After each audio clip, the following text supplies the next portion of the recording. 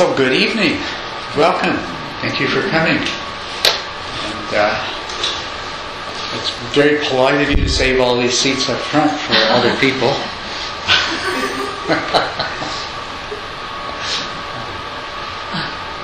Feel free to move up if you'd like. I promise I won't bite. I did have a shower today.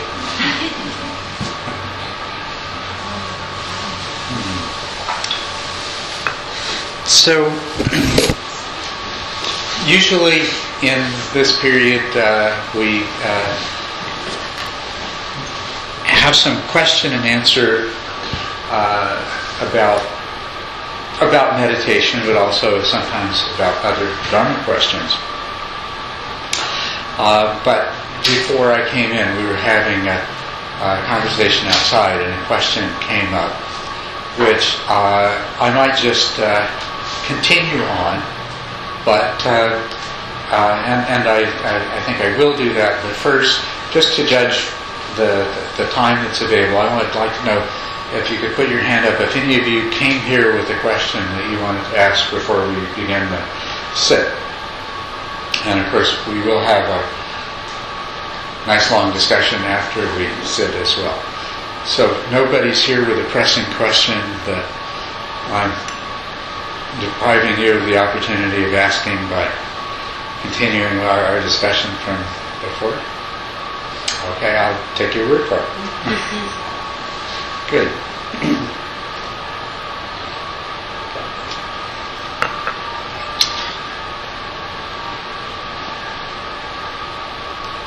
So, we were talking about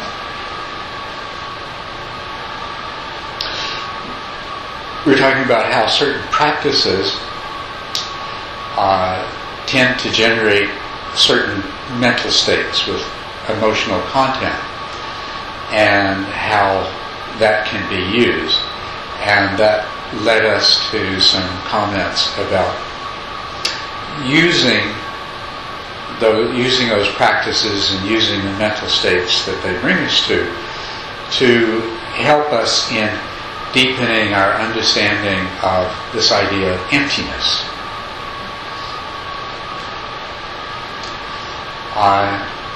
And a comment was made that something to the effect that I realize that all of this is just a game my mind is playing, and that reminded me of certain concerns I have that when people's understanding of emptiness leads them a little bit too far in one direction, which is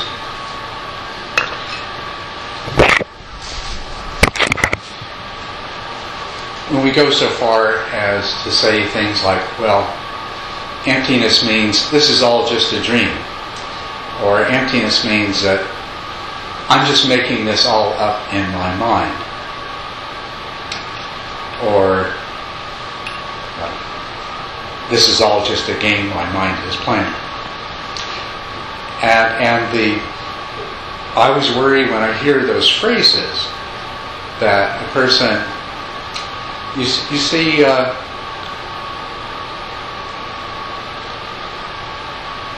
what this idea of emptiness is that things are not as they appear. In particular, nothing, no part of our experience, no aspect of our experience has a self-nature of its own, of being the way we perceive it to be. And that's a carefully phrased statement. Put in another way, the reality that we live in is created by our minds. You see, all that we know the basis of all of our experience is the information from our sense organs. And even that is empty of having a self-nature of being the way we perceive it to be. And most everybody knows this nowadays. You know, they have enough background in basic science that they realize that the color red only exists in our mind. You know, and the particular wavelengths of light that cause us to perceive the color red are not perceived in that way by dogs and cats and deers and things like that. So it is really very much the case that when we say that all of our perceptions are dependent upon the activity of our mind, and they are projections of our mind. So nothing is, in some ultimate sense, the way it appears to be. It is only an appearance. You know, this wonderful orange that I was gifted with, the way I experience this is dependent, first of all, upon the kind of sense organs that I have, and then secondly, by the way my brain processes the information from those senses, and at the deepest level, how my mind treats that experience based on, you know, all of my past experience of oranges and round things and orange things and citric smelling things, and also the mood that I'm in, which could have a lot to do with what happened to me earlier today or yesterday, and so on and so forth. So my experience of this has nothing to do with whatever there may be out there. And so when we say things are empty, they are empty of any nature, any self-nature of being the way that we perceive them to be. And that's a wonderful, profound thing to recognize. In terms of oranges, it's not very important. There is so much similarity between the way every one of us in this room will perceive these oranges. Although there will be differences, absolutely. But there's so much similarity that it is not of any great importance. And not only how I perceive an orange isn't, in most cases, a very significant part of my reality anyway. But on the other hand, if we leave aside an orange and take a human being, now it's immediately obvious that the way one person perceives a particular human being is so different than the way any other person does. And all of those ways of perceiving are different than how that person perceives themselves. And not only that, that perception is in constant flux. It will be different in an hour, and it will be different tomorrow, and it will be different next year for all of us, including that person itself. And that the reality that we live in is all of these little fabrications adding up to a huge fabrication. And so if your reality is one of life is perfect and everything's happening the way you want, it's not the out there that's making that reality. It's the in here that is. Or if your life is misery, if your life is hell, it's not the out there that's making your life hell. It's the in here that's making your life hell. And to understand and fully appreciate emptiness is to realize that your mind is moment by moment by moment creating your reality. And when you realize that, when that starts to come clear, the important question to ask is, okay, why is it creating my reality this way instead of something other? It was a few weeks ago, there was a Dilbert cartoon, and I should have saved it. It was so good. There is some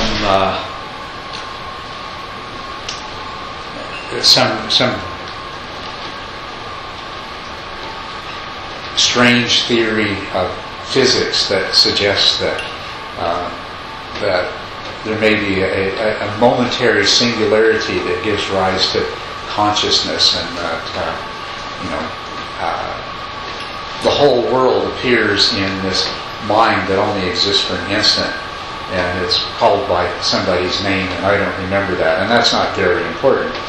But in this Dilbert comic, he's sitting on the couch in a therapist's office, and he says, more and more, I'm thinking that reality really is a blank brain, And he says, but then I ask myself, if my mind is creating all of this, why isn't it creating something that I like better? And that's the question you have to ask. And the more you start to understand emptiness, the more crucial it becomes that you understand why on earth is my mind creating this reality instead of all the others that it could. And the important thing there is, if you look at that, what happens to you in any given moment is you attend to certain things. And this is just fact that's been demonstrated over and over again, that we are incapable of attending to anything more than a small fraction of what is present at any given time. So what we ignore, what is outside of our conscious awareness in any given situation, is vastly larger than what we actually pay attention to. But what is it that determines what you pay attention to in a particular situation? And if you examine that, you discover, well, it's the mood I'm in, it's the expectations that I walked into the room with, it's all kinds of things that have to do with yourself, your own past, your previous experiences. Every idea and intention that you generate becomes a part of that mind that generates your reality. The more that you go around thinking, that's bad, that's terrible, that's ugly, that's dirty, he's mean, she's nasty, then you're going to create a mind that in any situation you walk into is going to selectively see certain kinds of things and not others. And then beyond that, of course, whatever you happen to see, smell, hear, taste, etc., once the selection has been made, then your mind's going to interpret it in a particular way. And the way that your mind is going to interpret it is once again dependent upon how your mind has conditioned. And every thought and every intention that you have experienced in your whole life has helped to mold that mind and shape that mind. And, of course, the way you react to the reality that you're presented with in this moment is going to shape your mind in the future. So, this is karma. This is what determines the reality that you experience at any given time. And this is what we mean when we say that it is all empty. And a huge part, very important part of this emptiness is who we think we are. That is equally empty. That is just a projection of the mind as well, which has no more substance than any of the other projections. It has an origin. We are conscious. We have sense organs. We experience being in a body, and we react in certain ways, disregarding for the moment that we've conditioned ourselves to react in those ways. We react in certain ways, and so we can say, I am this kind of a person. I'm a man, I'm a woman, I like these things, I don't like those things. These are my beliefs, these are my values, this is my personality, so on and so forth. But that too is just as empty as anything else. It's a fabrication of the mind, a projection of the mind. And it could be as totally different as anything else. So the problem is that in understanding emptiness, you have to have both parts of it. And you have to realize that ultimately the mind itself is empty too. Because otherwise, you say, this is all a dream. Well, although you may not be consciously aware of it, in that thought, you are positing the reality of you as a self, as non-empty, and seeing everything else as not only being empty, but somehow being a product of this real self. And that's not the case. When you say, this is my mind, this is all just my mind. My mind's making all this up. You're doing the same thing, you're just shifting it away from this unconscious recognition that it's a self from which this is coming. You're objectifying the mind and say, well, this mind, which is real and substantial and non-empty from its own side, is creating all of that stuff. And, of course, somewhere there is this idea, yeah, and it's my mind, too. And then, of course, you go, well, if it's my mind, how come you can't make things be the way I want them to? But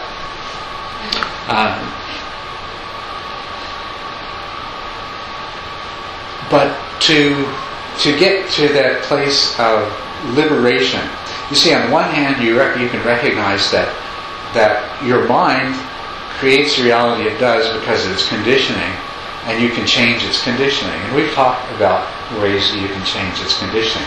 This is a very important thing to do. As a matter of fact, you have to do this, because over a lifetime you've accumulated a huge amount of conditioning that is not conducive to awakening. It's not conducive to seeing things as they really are. So you do have to change this conditioning of the mind.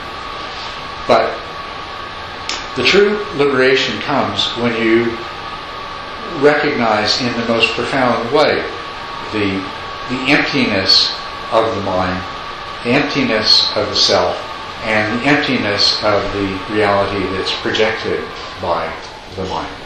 Because at that point, you are liberated from the enslavement to service of this self, which you may not really have recognized that you were, but you are a slave to serving this self, doing everything you can in every minute to protect this self, gratify this self, make sure this self gets its share of pleasure. It needs pleasure, and love and recognition and everything else, and to make sure that nothing happens to the self. So you're the slave of this idea of the self, and recognizing the emptiness of the self will liberate you from that enslavement.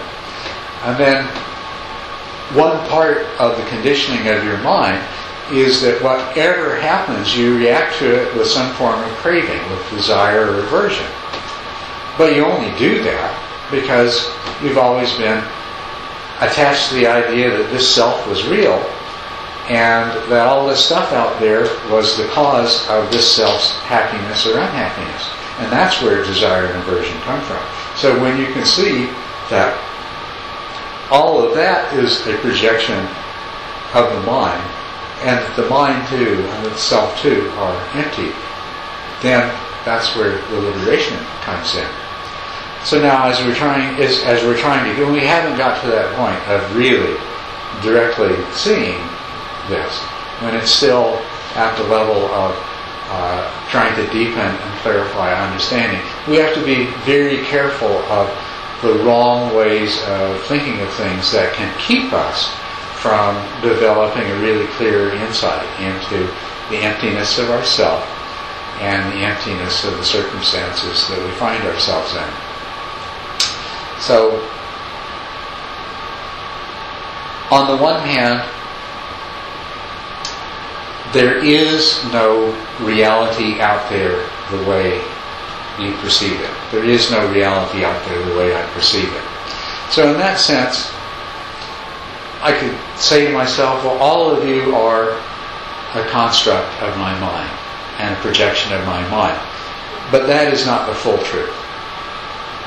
What is the case is that how I perceive you is indeed a construct of my mind. But it comes nowhere near touching what any of you is. I can't my mind that's doing constructing has no way of doing that. And if that's true of each of you as an individual, how more true must it be of the situation that we find ourselves in, involving all of us and our interactions, and this place, and the judgments that we may make about this place, and how we came to be here, and what is going to happen with us as we interact together over this next little while. So, knowing that that what I am experiencing is empty of any self-nature of being the way I perceive it to be, is in no sense a denial of reality, of there being minds other than my own and experiences other than my own. And also, we are constrained. My mind can project a huge number of different realities into this situation. It happens to be projecting one at this moment. But it is not the case that my mind could project absolutely any possible reality into this situation. The possible projections of my mind are constrained. You know, if a truck just happened to drive and park its wheel on top of your foot, your mind is going to be obviously limited in the realities that it can project in that moment. I mean, you could project, oh no, this is the worst thing that ever happened to me, or you could project, wow, who can I invite to come sign my cast after I get out of the hospital? You know? And there's a lot of different ways your mind can, but it's still going to be constrained by the experience that you're having at the moment, and certain possibilities are going to flow out of, or certain things that are going to flow out of that, out of causal necessity, very much unlike a dream. In a dream, in the next moment, the truck could disappear and you're totally someplace different, and your foot doesn't even hurt anymore. So the projections of your mind are constrained. It is just a projection of your mind, but it is not to say that there is nothing other than that. If there was nothing other than that, it would be a very desperate situation indeed.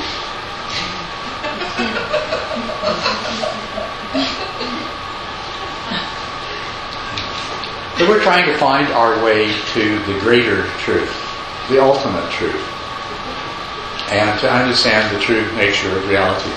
And I'll tell you this much. As long as you are in human form, with a human mind, the ultimate truth is that there is no ultimate reality graspable by your mind. There is only the projections that your mind produces. And they can be of many, many different kinds. And once we realize that, we can begin to exercise some control. So, now, could you please, yes, say something to that? Does this, just tell me, is this helpful? Does this clarify what my reaction was about to your statement?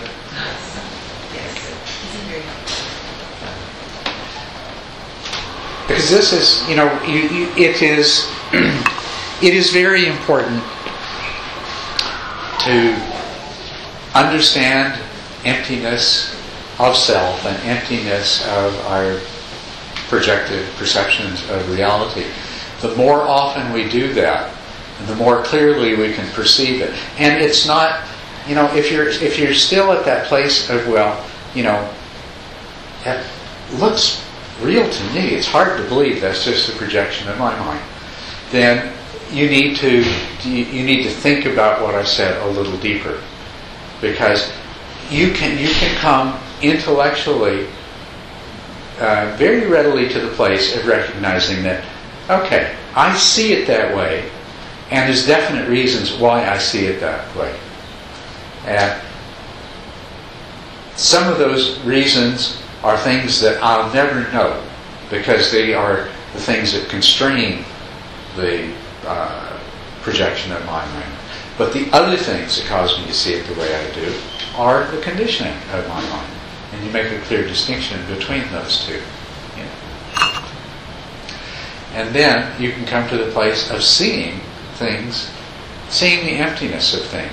And then in this experience of I am this, I feel that way, I'm afraid of this, I hope for that, I love this, I hate that, I want this, all of these other things, you can clearly more and more see that these two are projections. They're arising out of causes and conditions.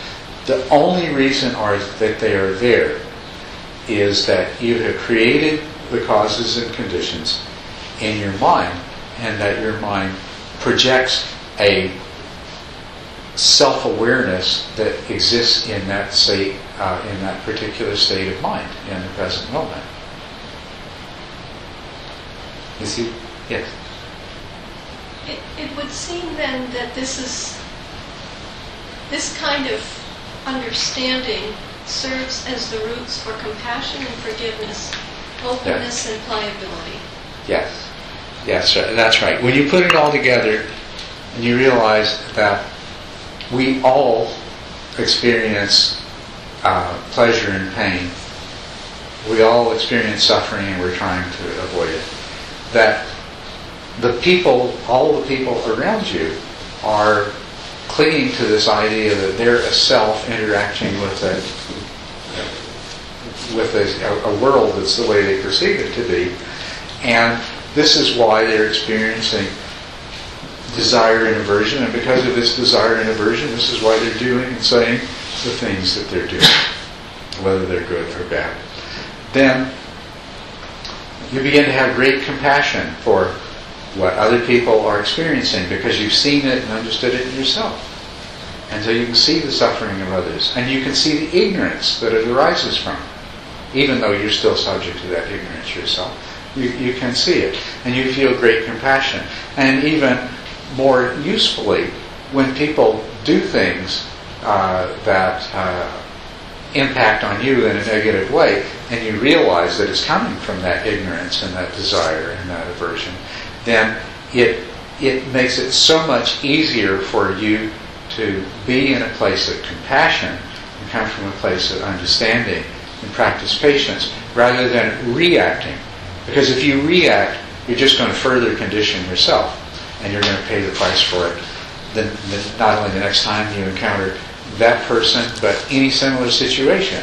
Every time you react, you condition yourself more strongly to react in that way in the future. So when you experience compassion, loving kindness, patience, understanding, it helps them, it helps you. It's a step on the way.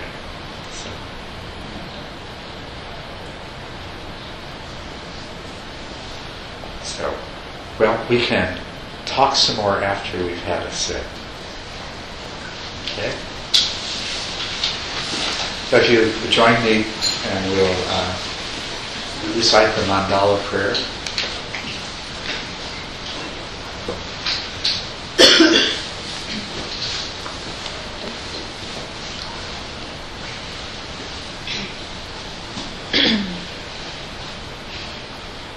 Here is the great earth, filled with the smell of incense, covered with a blanket of flowers. The great mountains, the four continents, wearing a jewel of the sun and the moon. In my mind I make of them a paradise of the Buddhas, and I offer it to you all, sentient beings everywhere. By this deed, may all beings come to know the pure world, free from suffering.